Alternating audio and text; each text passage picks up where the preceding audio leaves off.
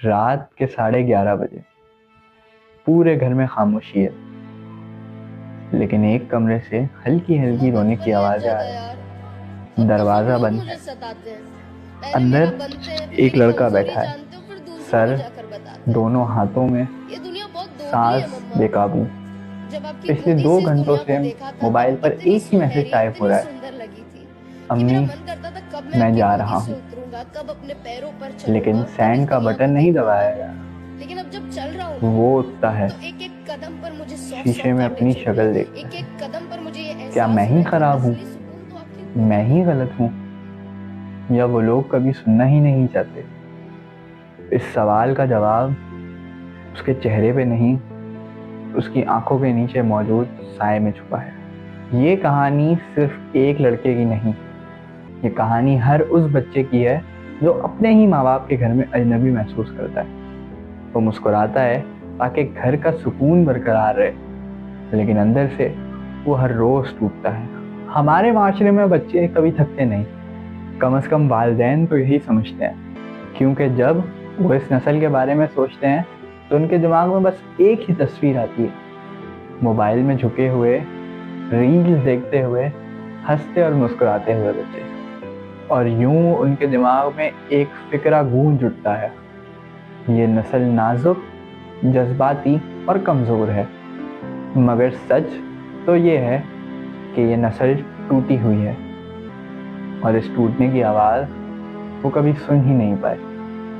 सुबह जब माँ दरवाजे पर दस्तक देती है और कहती है, उठ जा, कॉलेज जाने का टाइम हो गया, तो ये बच्चा बिस्तर पे लेटे रज़ाई में मुंह दे के बस यही सोचता है कि काश वो कभी ये पूछें कि तू रात में सोया क्यों नहीं था। लेकिन पूछा नहीं जाता, क्योंकि हमारे यहाँ नींद से ज़्यादा नताइज गिने जाते हैं। एक बाप जब शाम को दफ्तर से लौटता है, चेहरे पर थकन है, लेकिन घर पे आकर उसका पहला सवाल यही होता है, कितने नंबर आए, आगे का प्लान क्या है तेरा?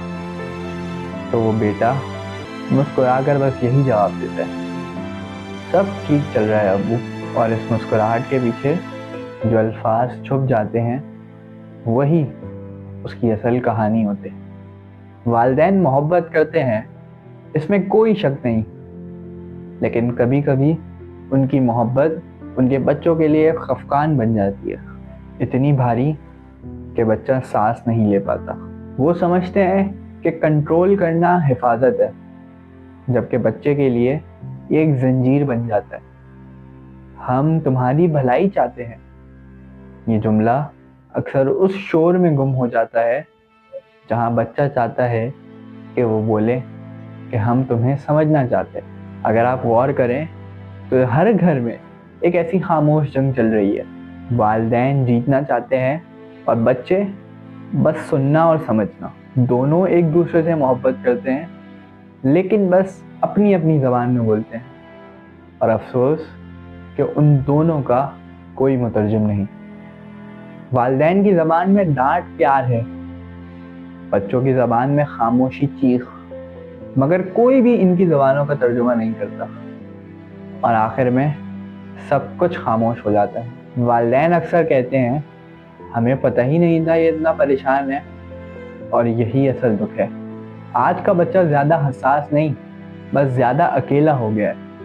उसके पास दुनिया से बात करने के लिए हज़ारों तरीके हैं, लेकिन अपने वालिदैन से खुलकर बात करने के लिए एक भी नहीं। और जब आपके सबसे करीबी लोग आपको नहीं सुन पाते, तो दुनिया की दी हुई आवाज़ें बेमायने लगती हैं। शायद कभी वालिदैन ये भी कहना चाहते हैं कि बेटा, हम तुम्हें सुनना चाहते हैं, लेकिन जुमले ज़रूर बदल जाते हैं, नियतें नहीं। और यूं फासला बढ़ता चला जाता है, लफ्ज़ों के बीच, रिश्तों के बीच, नस्लों के बीच। एक लड़की आईने के सामने बैठी है, चेहरे पर मेकअप के नीचे छुपे हुए निशान वो नहीं जो दिखते हैं, बल्कि वो जो अल्फाज से लगे होते हैं। तुम कितनी बेहुदा हो गई हो, तुम इतना हंस क्यों रही हो, ये कैसे कपड़े पहने हैं, हालत देखी है अपनी। ये वो अल्फाज हैं जो उस लड़की को लगता है कि उसकी खुद एतमादी छीन रहे हैं। वो बस ये चाहती है कि अम्मी उसको एक दफ़ा सिर्फ बुला के ये बोले कि आज तुम खुश लग रही हो और यही सबसे अहम है। लेकिन अफसोस, ये जुमले कहीं से नहीं आते। मोहब्बत का मसला ये है कि हमने उसे दिखाने के लिए अपने अपने तरीके बना लिए। वालिदैन समझते हैं कुर्बानी मोहब्बत है और बच्चे समझते हैं कबूलियत। और जब दोनों अपनी अपनी मोहब्बतों की तारीफ नहीं बदल पाते तो ये मोहब्बत अब बोझ लगने लगती है। पाकिस्तान के हर शहर, हर गली, हर इलाके में बहुत से ऐसे घर हैं जहाँ रिश्ते तो जिंदा हैं लेकिन बातचीत मर चुकी है। जहाँ सब खाने की मेज़ पे इकट्ठे तो बैठे हैं लेकिन सबके बीच एक खामोशी की दीवार है और किसी को नहीं पता कि ये दीवार इतनी बड़ी कब हो गई कि अब एक दूसरे को दिखाई भी नहीं देते। अगर कभी कोई माँ बाप ये वीडियो देख रहे हो तो शायद उनको ये सुनना मुश्किल लगे, लेकिन हकीकत ये है कि आपके बच्चे आपसे नाराज़ नहीं है, वो बस थक चुके हैं। वो आपसे मोहब्बत ज़रूर करते हैं लेकिन वो अपने आप को साबित करते करते थक चुके हैं। वो आपकी इज्जत ज़रूर करते हैं लेकिन हर बार अपनी आवाज़ दबाए जाने पे घबरा चुके हैं। और सबसे अहम, वो चाहते हैं कि आप उन्हें इंसान समझें, कोई प्रोजेक्ट या रोबोट नहीं। और कहानी अभी ख़त्म नहीं हुई। ये तो वो रात थी जब एक बच्चा अपने घर से निकला और जब सुबह होते ही वालिदैन को पता चला तो पहली बार उनके घर में खामोशी नहीं थी, एक चीख सुनाई दी। लेकिन अब बहुत देर हो चुकी थी। कभी कभी ये सिर्फ एक रात नहीं होती, ये सालों और महीनों का बोझ होता है। वो लम्हे जब बेटा कुछ बात करना चाहता है लेकिन बाप के डर से चुप हो जाता है। वो दिन जब बेटी दिल से कुछ शेयर करना चाहती है लेकिन माँ के चेहरे पर गुस्सा और थकन देखकर खामोश हो जाती है।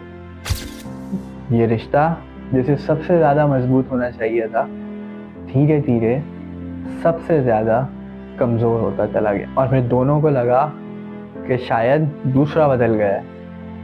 माँ बाप को लगा कि बच्चे बेअदब हो गए हैं और बच्चों को लगा कि माँ बाप शायद अब प्यार ही नहीं करते। मगर हकीकत क्या है? सच ये है कि दोनों एक दूसरे से प्यार करते हैं लेकिन बस तरीके मुख्तलिफ हैं।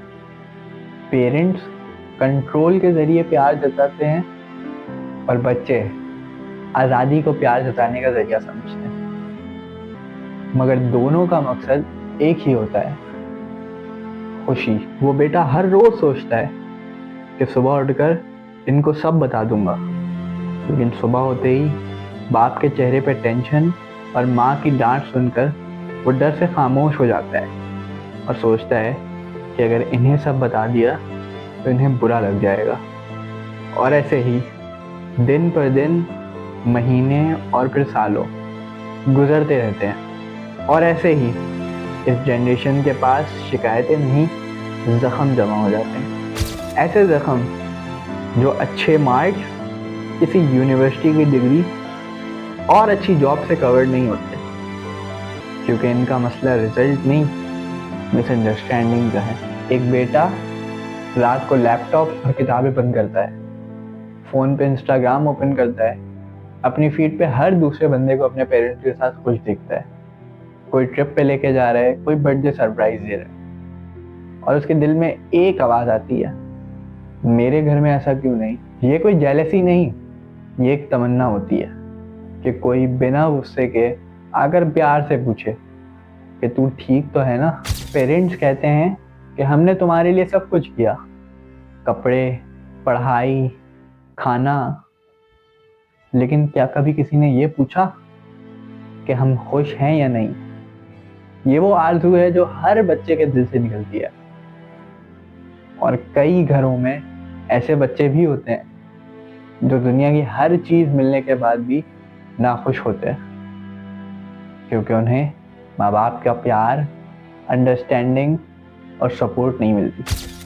आज की जनरेशन वो है जिनका बचपन में इमोशनल कनेक्शन शाबाश बेटा और वेल्डन पे था, पर अब तुम कब सुधरोगे में बदल गया है।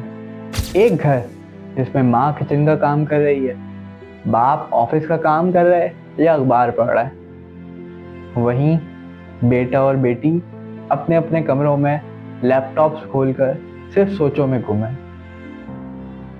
इस घर में बात तो होती है लेकिन दिल से कोई बात नहीं करता। ये पेरेंट्स बोलते हैं कि हम अपने बच्चों का फ्यूचर बना रहे हैं, लेकिन हकीकत में ये अपने बच्चों का प्रेजेंट बर्बाद कर रहे हैं। ये अपने बच्चों को हर रोज़ ये तलकीन करते हैं कि ज़िंदगी में कुछ बनना है, लेकिन कोई भी ये नहीं सिखाता कि खुश कैसे रहना है। और जब यही बच्चे इमोशनल ब्रेकडाउन की स्टेज पे आ जाते हैं तो वालिदैन शॉक में आकर ये कहते हैं कि ये तो बिल्कुल नॉर्मल लगता था। सवाल ये है कि नॉर्मल क्या होता है? एक ऐसी मुस्कुराहट जिसके पीछे दर्द छुपा हो, या एक ऐसा जी अब्बू मैं ठीक हूँ जो कि मैं टूट चुका हूँ का सिनेमा? इन बच्चों की शिकायत बस इतनी सी है कि उन्हें समझा जाए, हर बात में कंपैरिजन ना किया जाए, सपोर्ट किया जाए। देखा तुमने अपने कज़न को, उसने क्या अचीव कर लिया और तुम क्या हो? ये वो जुमले हैं जो दिल पे छुरी की तरह वार करते हैं, क्योंकि कंपैरिजन वो चीज़ है जो सबसे ज़्यादा सेल्फ वर्थ को तोड़ देती है। हर जनरेशन के बीच एक गैप होता है, लेकिन इस जनरेशन का गैप सिर्फ टेक्नोलॉजी नहीं, इमोशंस भी हैं। माँ बाप व्हाट्सएप पे बिजी हैं, बच्चे इंस्टाग्राम पे। दोनों ऑनलाइन हैं लेकिन एक दूसरे से ऑफलाइन। और ये डिस्कनेक्शन बहुत ख़तरनाक होता है, क्योंकि जब कनेक्शन टूट जाता है तो रिलेशनशिप भी धीरे धीरे मर जाता है। फिर आता है वो मोमेंट जब एक बेटा घर छोड़कर चला जाए या एक बेटी, और फिर सब पूछते हैं ये सब कब हुआ? जब आपने सुना नहीं तब हुआ, जब आपने सिर्फ जज किया तब हुआ, जब आपने कंपैरिजन्स किए तब हुआ। आपके बच्चे दूर नहीं हुए, बस चुप हो गए हैं। और कभी कभी चुप रहने वाले अंदर से ज़्यादा चिल्ला रहे होते। कुछ लोग ये समझते हैं कि आज के बच्चे ज़्यादा सेंसिटिव हो गए हैं, और ये भी कहते हैं कि हमारे दौर में तो इतनी छोटी छोटी बातों पे कोई इमोशनल नहीं होता था। लेकिन वो ये नहीं समझते कि आज के बच्चे कमज़ोर नहीं, लेकिन उनके अंदर के इमोशंस अब ओवरलोडेड हो चुके हैं। वो जनरेशन जो रोना नहीं चाहती थी अब थेरेपिस्ट ढूंढ रहे हैं, वो जो बोल नहीं पाई लिख रहे हैं, और वो जो चुप रहती है डायरी में लिख लिख कर अपने आप को सरवाइव करवा रही है। उन्हें समझो, उन्हें डायग्नोज मत करो, उन्हें प्यार दो, उन पर लेबल मत लगाओ। अक्सर बच्चे जब कोई इमोशनल बात करना चाहते हैं तो वालिदैन उन्हें ये कहकर चुप करा देते हैं कि तुम्हें इतना सब कुछ मिला हुआ है, तुम अब भी खुश नहीं हो। और ये सेंटेंसेस एक नाइफ बन जाते हैं, क्योंकि वो बच्चे आपको एक्सप्लेन करना चाहते हैं कि मसला चीज़ों का नहीं, कनेक्शंस का है। एक यूनिवर्सिटी स्टूडेंट अपने कमरे में बैठा हुआ है, सामने लैपटॉप और पेपर्स इधर उधर बिखरे हुए हैं, थोड़ा सा नर्वस भी है। इतने में उसके बाप का मैसेज आता है, रिजल्ट भेज। और वो बच्चा बस मुस्कुराता है और कहता है कि काश अब्बू कभी ये भी पूछें कि तू कैसा है। पेरेंट्स के लिए असल सक्सेस माइलस्टोन्स, रिजल्ट्स, डिग्रीज और मार्क्स है, जबकि बच्चों के लिए सक्सेस एक ऐसा मोमेंट है जब उन्हें कोई बिना टोके और बिना कंपैरिजन किए सिर्फ सुने और समझे। और यही बच्चे जब इंस्टाग्राम और फेसबुक पर सबकी परफेक्ट लाइव्स देखते हैं तो उनके दिमाग में बस यही सवाल आता है कि मैं ही कुछ गलत कर रहा हूँ, क्या मैं ही ख़राब हूँ? और यही शायद उनके अंदर का सबसे बड़ा साइलेंट किलर बन जाता है। डिप्रेशन किसी बॉम्ब की तरह नहीं आता, ये आहिस्ता आहिस्ता आता है, जैसे कोई हवा में जहर घुल रहा हो। बच्चों के पेरेंट्स उन्हें स्ट्रॉन्ग बनाना चाहते हैं, लेकिन कोई ये नहीं समझता कि स्ट्रॉन्ग बनाने के लिए कभी कभी बस एक हग ही रिक्वायर्ड होता है। क्या आपने कभी बच्चों के अंदर वो एक ब्लैंक एक्सप्रेशन देखा है, जैसे उसके दिलो दिमाग में सब कुछ खत्म हो गया हो? ये एक्सप्रेशन तब आता है जब वो समझ चुका होता है कि एक्सप्रेस करना अब बेकार है। पेरेंट्स चाहते हैं कि वो अपने बच्चों को डिसिप्लिन सिखाएं, लेकिन कभी कभी ये डिसिप्लिन एक डिस्टेंस बन जाता है, और जब एक बार दिल बंद हो जाए तो वापस खोलना बहुत मुश्किल होता है। हर यूथ के अंदर बस एक ही आवाज़ होती है, मैं बस समझे जाना चाहता हूँ। और जब वो वॉइस बार बार इग्नोर कर दी जाती है तो वो या तो चिल्लाने लगते हैं या बस खामोश हो जाते हैं। और दोनों सूरतों में नुकसान उन्हीं बच्चों का होता है, चिल्लाने वालों और रिएक्ट करने वालों को बदतमीज, जबकि चुप रहने वालों को अकड़ू और अलग रहने वाला कह दिया जाता है। लेकिन कोई ये नहीं समझ पाता कि वो टूट चुके हैं, बस अलग तरीके से। हर एक्शन का रिएक्शन होता है, ऐसे ही इग्नोरेंस का रिएक्शन गुस्सा और रिजेक्शन का एटीट्यूड। माँ बाप अक्सर बोलते हैं तुम्हें हमारी कदर नहीं, लेकिन बच्चे ये सोच रहे होते हैं कि काश वो एक दफ़ा पूछें कि हमें किस चीज़ ने तोड़ दिया। ये जनरेशन परफेक्ट नहीं, लेकिन ये जनरेशन झूठ नहीं बोलती। अगर वो उदास हैं तो उनके चेहरों पर दिख जाता है, उनके एक्शंस और रिएक्शंस बता देते हैं। लेकिन अफसोस कि उनके हर एक्शन को लोग ड्रामा समझ बैठते हैं, हत्ता कि उनके अपने माँ बाप भी। कभी सोचा है आपके बच्चों ने आपको सिर्फ पेरेंट्स नहीं समझा, उन्होंने आपको यूनिवर्स समझा है।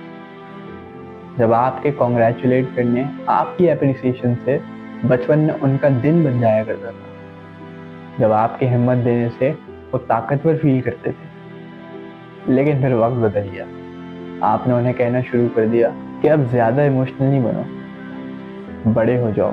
और फिर आपके बच्चों ने ये सीख लिया कि आपको इमोशंस दिखाना गलत है।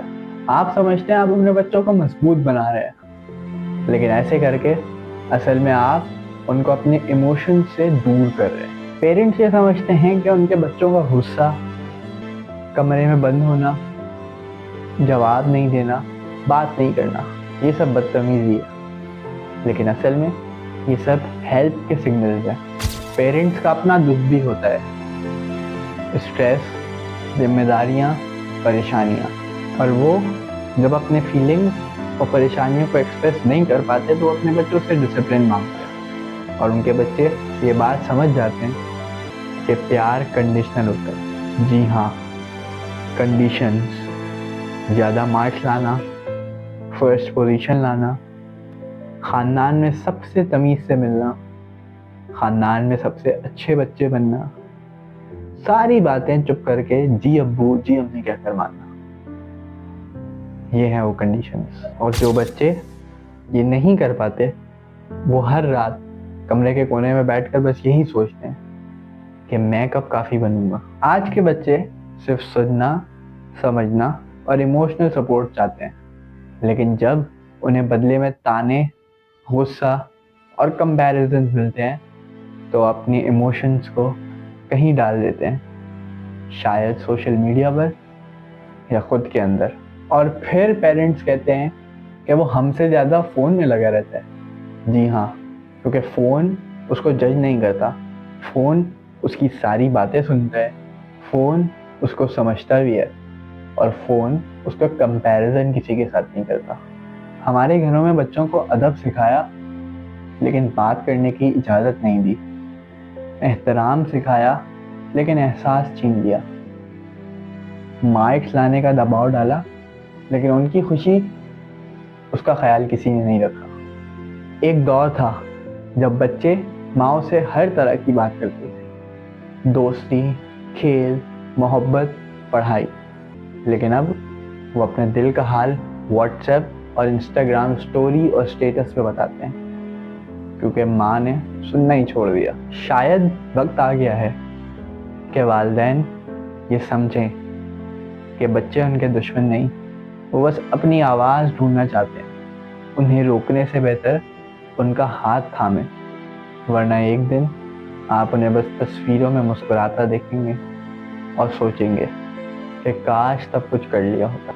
अगर आज आप ये वीडियो देख रहे हैं तो कायनात चाहती है कि आप रुकें और अपने बच्चों को समझना शुरू करें, उन्हें एक बार दिल से देखें, उनकी बात समझें। और अगर आप खुद एक नौजवान हैं तो ये सारी चीज़ें महसूस करिए और एक बार जहन में रखें कि आप गलत नहीं, समझे जाना आपका हक है और एक दिन कोई आपको ज़रूर समझेगा।